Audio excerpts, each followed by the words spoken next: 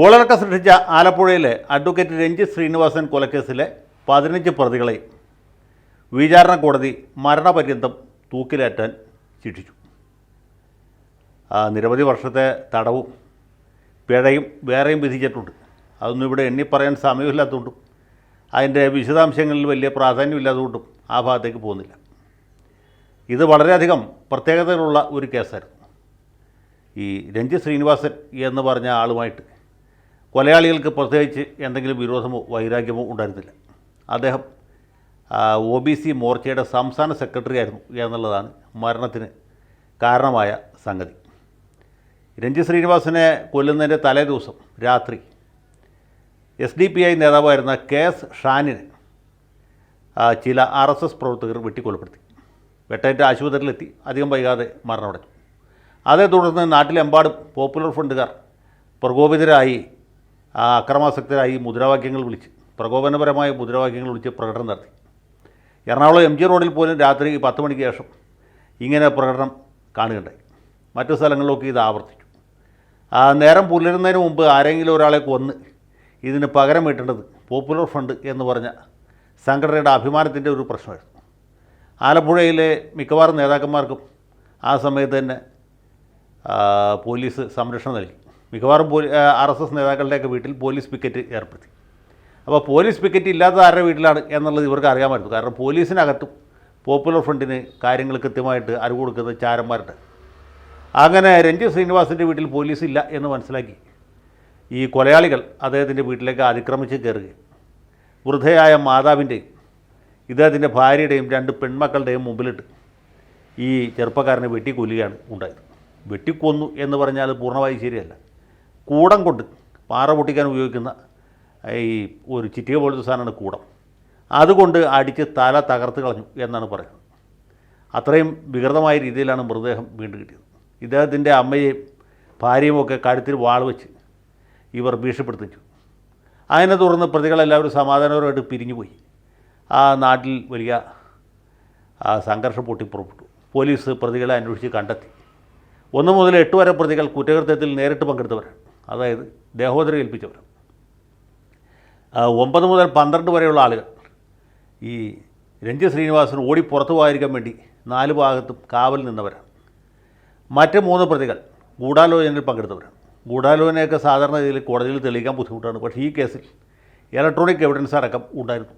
അങ്ങനെ 15 പ്രതികൾ അറസ്റ്റ് ചെയ്യപ്പെട്ടു. അവർക്ക് കോടതി ജാമ്യം നിഷേധിച്ചു. വിചാരണ കോടതി ജാമ്യം നിഷേധിച്ചു. ഹൈക്കോടതിയും ജാമ്യം നിഷേധിച്ചു. കാരണം അത്രയും പൈശാചികമായ കൊലപാതകമായിരുന്നു. ഈ പ്രതികൾ പുറത്തിറങ്ങി നടന്നാൽ അത് സമാധാന ജീവിതം ആഗ്രഹിക്കുന്ന മറ്റാളുകളുടെ ജീവൻ കൂടി ഭീഷണിയാവും എന്ന് കോടതിക്ക് തോന്നി. അതുകൊണ്ടാണ് ഹൈക്കോടതിയും ജാമ്യം നിഷേധിച്ചത്. അതുകൊണ്ട് വിചാരണ തീരുന്നവരെ പ്രതികൾ ജയിലിൽ കിടക്കേണ്ടതായിട്ട് വന്നു. അങ്ങനെ പ്രതികൾക്ക് ജാമ്യം കിട്ടാത്തതുകൊണ്ട് കോടതി ഇതിൻ്റെ വിചാരണ വേഗത്തിൽ നടത്താൻ ഉത്തരവിട്ടു. അതിനിടയ്ക്ക് വേറൊരു വൈതരണം കൂടി ഉണ്ടായി. ആലപ്പുഴ ബാറിലുള്ള അഭിഭാഷകരാരും തന്നെ പ്രതികൾക്ക് വേണ്ടി ഹാജരാവില്ല എന്നൊരു തീരുമാനമെടുത്തു. പോപ്പുലർ ഫ്രണ്ടുകാരായ അഭിഭാഷകർക്ക് പോലും പ്രതികൾക്ക് വേണ്ടി ഹാജരാകാൻ പറ്റാത്ത അവസ്ഥയുണ്ട്. അതേ തുടർന്ന് പ്രതികൾ ഹൈക്കോടതിയെ സമീപിച്ചു. കേസ് കൊല്ലത്തേക്ക് മാറ്റണം എന്നാവശ്യപ്പെട്ടു. ഹൈക്കോടതി കേസ് കൊല്ലത്തേക്ക് മാറ്റിയില്ല. അതിന് പകരം മാവേലിക്കര സെഷൻസിലേക്ക് മാറ്റി. അങ്ങനെയാണ് മാവേലിക്കരയിൽ വിചാരണ നടന്നത്.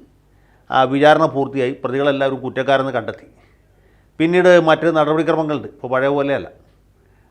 പ്രോസിക്യൂട്ടറുടെ വാദം കേട്ടു, പ്രതിഭാഗത്തിൻ്റെ വാദം കേട്ടു, പിന്നെ അവരുടെ സാമൂഹ്യ സാമ്പത്തിക രാഷ്ട്രീയ പശ്ചാത്തലം, മുമ്പ് വേറെ ഏതെങ്കിലും കേസിൽ പ്രതികളായിരുന്നോ എന്ന കാര്യം, ഇതൊക്കെ പരിഗണിച്ചു. എല്ലാം പരിഗണിച്ചതിന് ശേഷമാണ് രക്തസാക്ഷി ദിനമായ ജനുവരി 30 ഈ പ്രതികളെ എല്ലാവരെയും തൂക്കിക്കൊല്ലാൻ വിധിച്ചത്.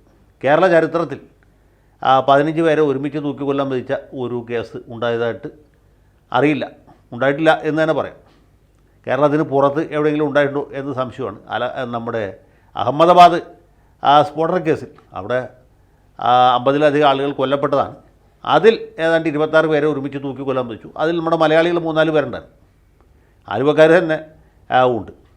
അപ്പോൾ അങ്ങനെ അതിനും ഈ പോപ്പുലർ ഫ്രണ്ടുകാർ തന്നെയായിരുന്നു പ്രതികളായിട്ടുണ്ടായിരുന്നത്. പോപ്പുലർ ഫ്രണ്ടുകാരും അവരുടെ സഹോദര സംഘടനകളുമാണ് പ്രതികളായിട്ടുണ്ടായിരുന്നത്. അപ്പോൾ ഇങ്ങനെ ഒരു കേസിൽ 15 പേരെ തൂക്കിക്കൊല്ലാൻ വിധിച്ച് additional sessions judge VG Sreedevi ഏതാണ്ട് ഗിന്നസ് ബുക്കിൽ പേര് ചേർക്കാൻ അർഹത നേടി എന്നാണ് എൻ്റെ ഒരു വിലയിരുത്തൽ. ശ്രീ ജസ്റ്റിസ് കമാൽ പാഷ ജില്ലാ ജഡ്ജിയായിരുന്ന കാലത്ത് 13 പേരെ തൂക്കിക്കൊല്ലാൻ വിധിക്കാൻ അദ്ദേഹത്തിന് സാധിച്ചു. 13 പേനയുടെ നിബ്ബ് കുത്തിപിടിക്കേണ്ടതായിട്ട് വന്നു. ശ്രീദേവിയെ സംബന്ധിച്ചിടത്തോളം അങ്ങനെ ഒരു പ്രശ്നമില്ല. 15 പേരെ ഒരുമിച്ച് തൂക്കാൻ വിധിച്ചുകൊണ്ട് ഒരു പേനയുടെ നിബ്ബെ കുത്തിപിടിക്കേണ്ടി വന്നിട്ടുള്ളൂ എന്നുള്ളത് പ്രത്യേകം പ്രസ്താവ്യമായിട്ടുള്ള കാര്യമാണ്. നിബ്ബ് കുത്തിപിടിച്ച് കാണും എന്നാണ് എൻ്റെ അനുമാനം. കുത്തിപിടിച്ചിട്ടുണ്ടാവും എന്ന് പ്രതീക്ഷിക്കും. കുത്തിപിടിച്ചാലും ഓടിച്ചില്ലെങ്കിലും പ്രതികൾക്ക് കിട്ടുന്ന ശിക്ഷയിൽ യാതൊരു ഇളവും സംഭവിക്കാൻ പോകുന്നില്ല. ഇത് കേൾക്കുമ്പോൾ മാന്യ പ്രേക്ഷകർ വിചാരിക്കും ഇപ്പോൾ തന്നെ പ്രതികളെ തൂക്കും എന്ന്. അങ്ങനെയല്ല. സെഷൻസ് ജഡ്ജിക്ക് തൂക്കിക്കൊല്ലാൻ വിധിക്കാൻ അധികാരമുണ്ടെങ്കിലും തൂക്കിക്കൊല്ലണമെങ്കിൽ ഇവരെ ഈ വധശിക്ഷ ഹൈക്കോടതി സ്ഥിരീകരിക്കണം. പ്രതികൾ അപ്പീൽ കൊടുത്താലും കൊടുത്തില്ലെങ്കിലും ഈ കേസിൻ്റെ കെട്ട്, സാക്ഷിമൊഴികളും മറ്റ് രേഖകളും മറ്റ് തോണ്ടി സാമഗ്രികളും എല്ലാം കൂടി ചേർത്ത് വലിയൊരു കെട്ടാക്കി ഇന്ന് തന്നെ മാവേലിക്കരയിൽ നിന്ന് എറണാകുളത്ത് ഹൈക്കോടതിയിലേക്ക് അയക്കും. ഹൈക്കോടതി അത് കിട്ടിക്കഴിഞ്ഞാൽ പ്രതികൾക്കും അതുപോലെ പ്രോസിക്യൂട്ടർക്കും എല്ലാം നോട്ടീസ് കൊടുത്ത് ഇതിൻ്റെ സകല രേഖകളും തെളിവുകളും സാക്ഷിമൊഴികളൊക്കെ ചിക്കി ചകഞ്ഞ് പരിശോധിക്കും. കൂലങ്കഷമായി പരിശോധിച്ച് അതിൻ്റെ തെളിവും നിയമവും പരിശോധിച്ചതിന് ശേഷം ശിക്ഷ സ്ഥിരീകരിക്കുകയോ അല്ലെങ്കിൽ ശിക്ഷ ഇളവ് ചെയ്യുകയോ ഉണ്ടാകും. ഇതാണ് അതിനകത്ത് സാധാരണ നടപടിക്രമം, നിയമപരമായിട്ടുള്ള ഒരു ബാധ്യതയാണ്. അപ്പോൾ ഇതുമായി ബന്ധപ്പെട്ട് പറയേണ്ട ഒരു കാര്യം കൂടിയുണ്ട്. കേസ് ഷാനെ കൊന്നതിൻ്റെ പ്രതികാരമായിട്ടുള്ള രഞ്ജിത്ത് ശ്രീനിവാസൻ്റെ കൊലപാതകമുണ്ട്.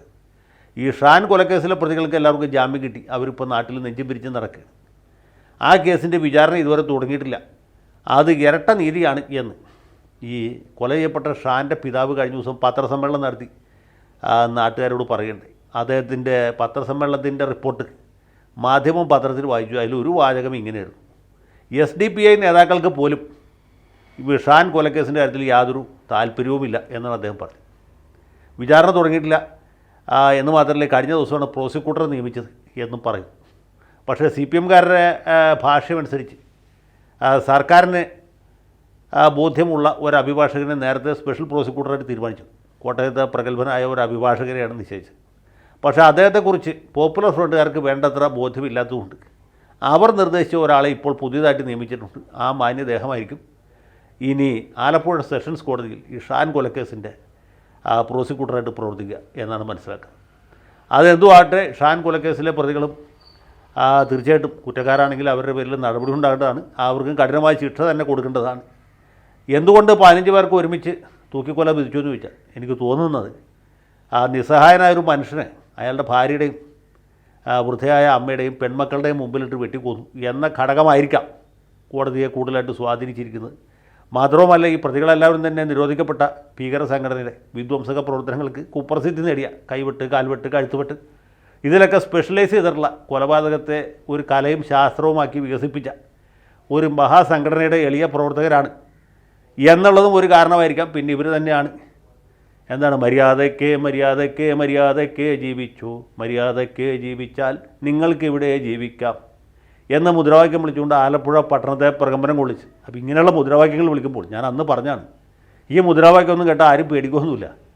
നിങ്ങളെ തടി നിങ്ങൾ തന്നെയാണ് സൂക്ഷിക്കേണ്ടത്. മര്യാദയ്ക്ക് ജീവിച്ചു, മര്യാദയ്ക്ക് ജീവിച്ചാൽ നിങ്ങൾക്കിവിടെ ജീവിക്കാം. അല്ലെങ്കിൽ എന്ത് പറ്റും? ഇപ്പോൾ ഇവർക്ക് പറ്റും.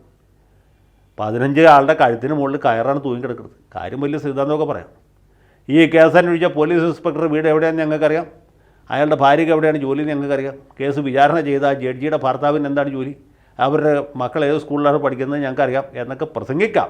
പക്ഷേ അതിനപ്പുറത്ത് ഒരു പിണ്ണാക്കം ചെയ്യാൻ പറ്റുകയില്ല എന്ന കാര്യം ഇതിൻ്റെ പുറകെ നടക്കുന്ന ആളുകൾ ഇനിയെങ്കിലും ഓർമ്മിക്കുകയാണെങ്കിൽ നന്നായിരിക്കും.